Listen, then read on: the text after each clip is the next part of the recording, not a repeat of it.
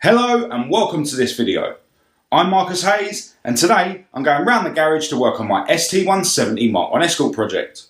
Those of you who watched my last video will know that Maud, my Mark II Escort model, is out of action. So I'm going to be using my girlfriend Kat's plastic Ford Fiesta that we like to call Winston. I'm probably going to be messing around with the electrics again on the Mark I today, so the first thing I'm going to do is go round to the garage and nick the battery off of the Mark II. I'm going to take my 6-style dash back to the garage with me today, and I've got some good and bad news about them which I'll go into once I get to the garage.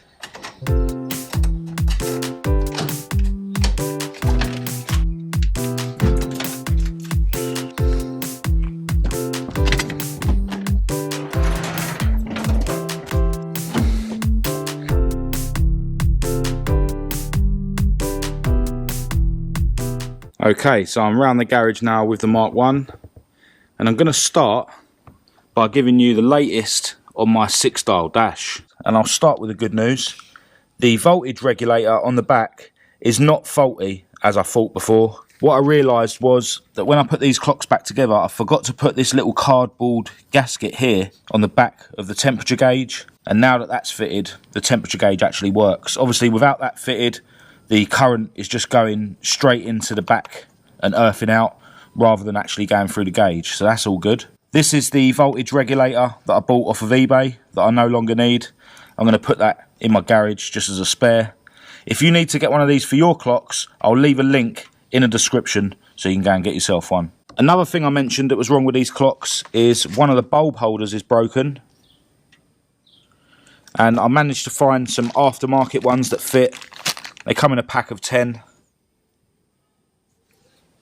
They fit in the hole quite well. The only thing that's different with these is they have 2 wires instead of the 1. So it just means that you've got to earth it out. I'll probably just attach it to this here using a ring crimped on there. And then that'll earth out at the same place that the regulator does. And then obviously this end needs to hook up to the feed that all the other bulb holders attach to. So a little bit of wiring and then I'll have all of the backlights working. Again, if you need to get some of these for your clocks, I'll leave a link in the description so you can go and get some. Now I'm not going to bother wiring this up today or removing this because I'm actually going to be taking the clocks back home, and that brings me on to the bad news.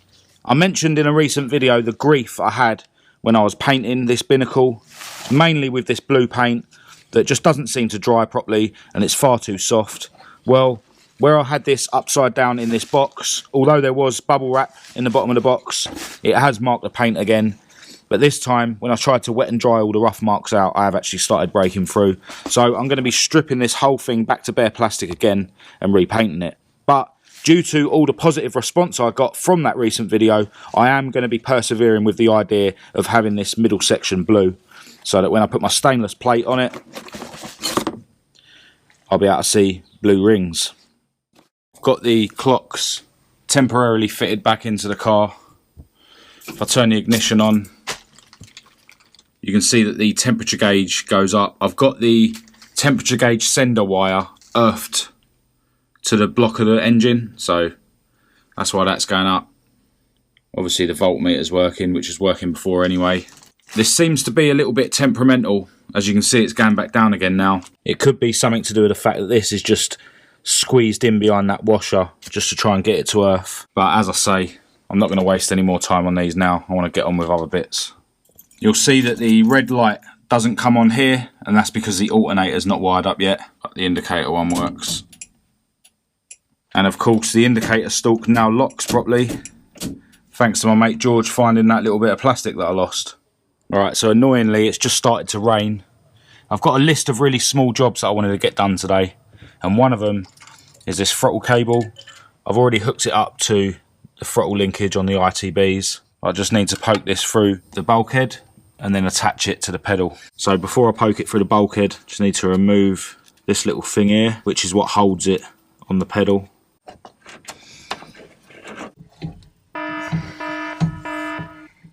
Right, so it looks like my brake pipe is in the way, which is annoying. So I'll have to loosen the banjo bolt up here, and hopefully I'll just be able to move that out of the way and then do it back up. Right, so that pipe seems to be out of the way now, but I think I can safely say that this throttle cable is a bit too long. So I'm going to have to shorten it. Right, so I've tucked the Mark 1 away out of the rain for the moment. Hopefully it won't be raining for too long. But with the car in the garage, it gives me an opportunity to show you how good the LEDs look on the dash. Obviously the speedo isn't illuminated properly because of the broken bulb holder that I showed you earlier. But yeah, I think they look really cool.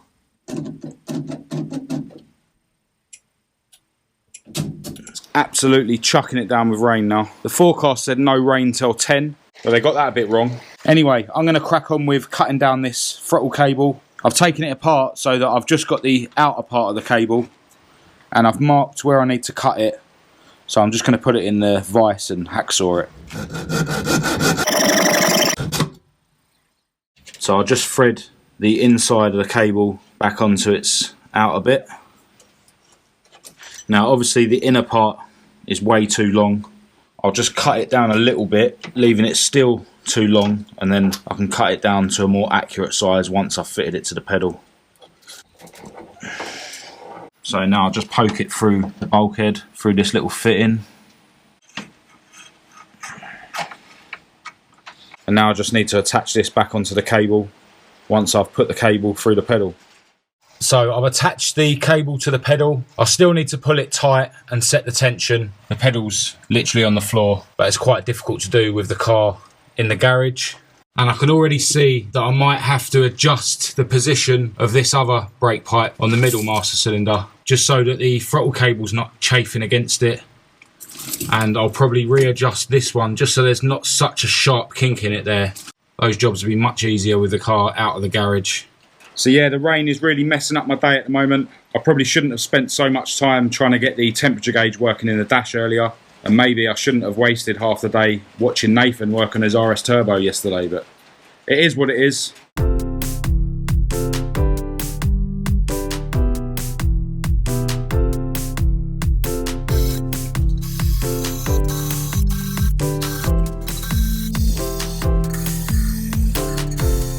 So you can see what I'm trying to achieve.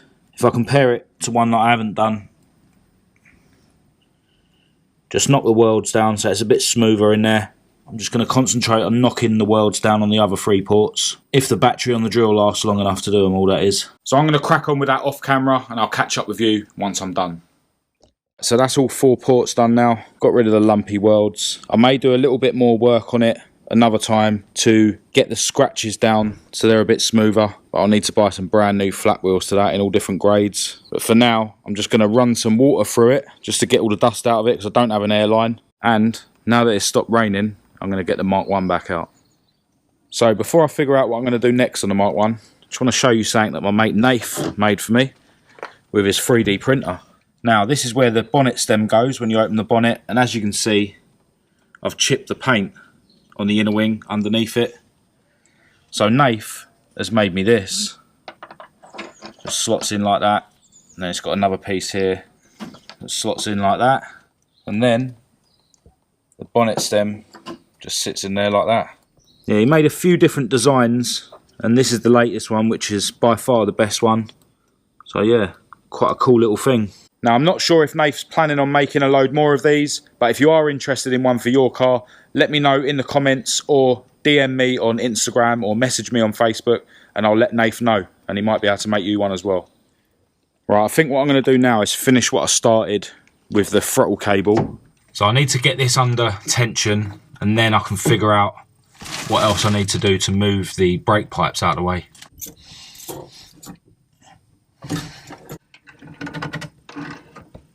The brake pipe for the second master cylinder is definitely in the way. So I'll just have to loosen it here and see if I can manoeuvre it out of the way and then tighten it back up. Obviously the braking system's full of fluid, so hopefully I won't spill any, but because I'm using the silicone .5, at least I know that it won't burn any of my paint. The throttle pedal and cable now clears the pipes, so that's good. And I did get a little dribble of brake fluid coming down, which would have been a bit of a disaster if it was the normal .4 stuff. So I can now cut off some of the excess of this cable. I'll leave a little bit extra there. Just makes refitting it in the future a lot easier, but so there it is.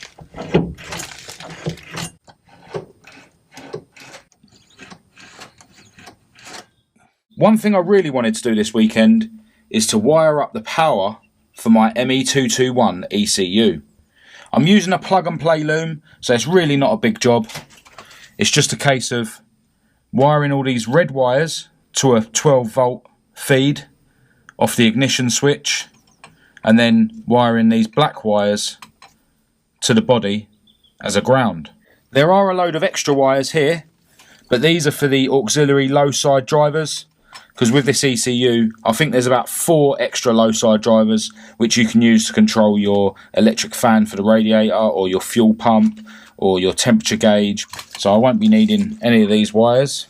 Now I've taken the clocks off and I've actually put them back in the boot of Kat's car to take them home. One thing I didn't mention earlier about the clocks, a lot of you in the comments advised me to use a bit of Perspex to replace the broken bit of glass, so thanks to everyone who's been sending me advice. I'm definitely going to do that rather than having another bit of glass made up. Anyway, back to the ECU. So if I just unplug the ignition switch, this red wire here is the power into the ignition switch, and the one right next to it is a feed that is on when the key is in the first position as well as in the starter position. So I need to use this second one here. Now I'm not going to tap into it on this wire that comes from the ignition barrel, but I'm going to tap into it in the bit of the loom that obviously connects into that. So if I just manoeuvre this loom out, and then I'll be able to get to the wire that I need a lot more easily. In fact, I think I need to undo the earth from the body here. Right, so I've got the loom hanging out a bit more now, so it's easier to work with. I've pulled some of this blue electrical tape back, so I need to tap into this black wire. Now you'll be happy to know that since you saw my last dodgy wiring job, I have actually bought myself some heat shrink, as loads of you were advising me to. Now I've got this wiring diagram that I got from the Motorsport Electronics website, and it's showing me how to wire up a relay to power this ECU. I don't have a relay at the moment. I probably will wire up a relay, but for now I'm just going to wire it without a relay just to check that it powers up really. I need to also get myself a fuse holder, but for now I can just do a temporary job without the relay or the fuse holder. I actually cut that black wire in half, and I've attached this random red wire to one side, and then I've used this crimp connector to attach those 2 wires to the other half of the black wire. And obviously before I put the crimp on, I sleeved over this heat shrink. Right, so that joint's all done.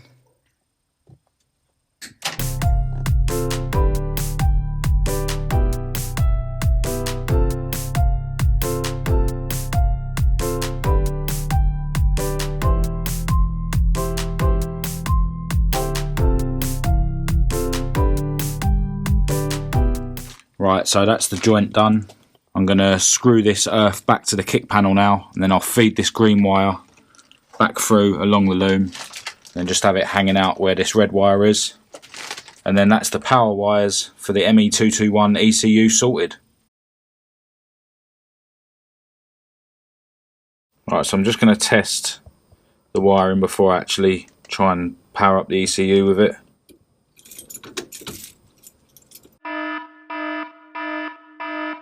Right, so I've made a mistake. Although on the ignition barrel loom, it's the black wire I'm looking for, the black wire from this side plugs into the black and yellow wire of this side. So that means that I should have put this joint on the black and yellow wire.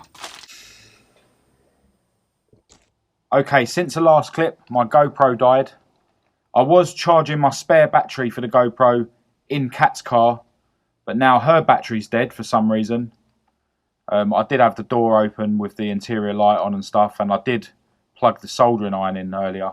NATH's coming round soon to save me and give me a jump start, but where I'm at with the wiring of this ECU, so I've hooked up the wires, just twisted them and put electrical tape on for now. As I say, I'm going to be fitting a relay and sorting this power feed up properly another day. Now when I turn the ignition on, I don't know if you can hear that, but I can hear a clicking from the engine bay, and I'm assuming that's the injectors. Now the ME221 doesn't have any LEDs on it like the NODGY does to tell you whether it's actually powered up or not. So apart from the clicking of the injectors, I'm not 100% sure that the unit is getting power. I've hooked it up to the laptop. I've loaded a base map into the software, but I'm not actually sure how to then put that base map into the ECU. It's been a while since I watched the tutorial videos on Motorsport Electronics' YouTube channel, so I'm going to go home later and have a look at that and remind myself exactly how to do it.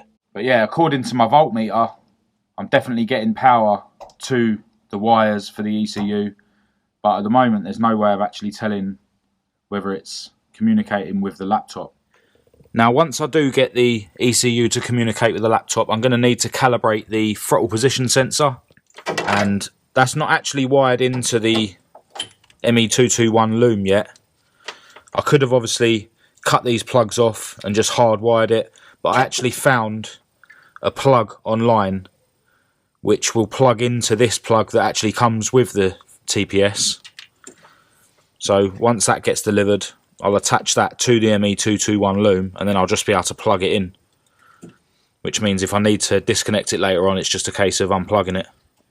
One thing I forgot to mention earlier on in the video is that I have now bought some tail light bulbs, so all the lights on the car now actually work.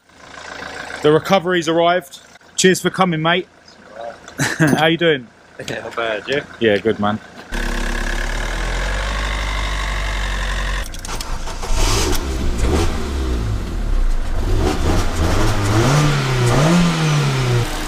Sweet. So with WINSTON started, I can now at least get home. I didn't get as much done on the Mark 1 as I would have liked to today, but I'm happy that I at least ticked a couple of jobs off the list. I'm going to end this video here, and as soon as I make any more progress on the Mark 1, I'll definitely let you know. So if you thought this video was any good, give it a thumbs up. If you thought it was shit, give it a thumbs down. Click subscribe and activate the notification bell to be kept right up to date with any other videos that I post in the future. Make sure you check out my Facebook and my Instagram, and I'll leave the links you need for that in the description as well. Until next time, thanks for watching.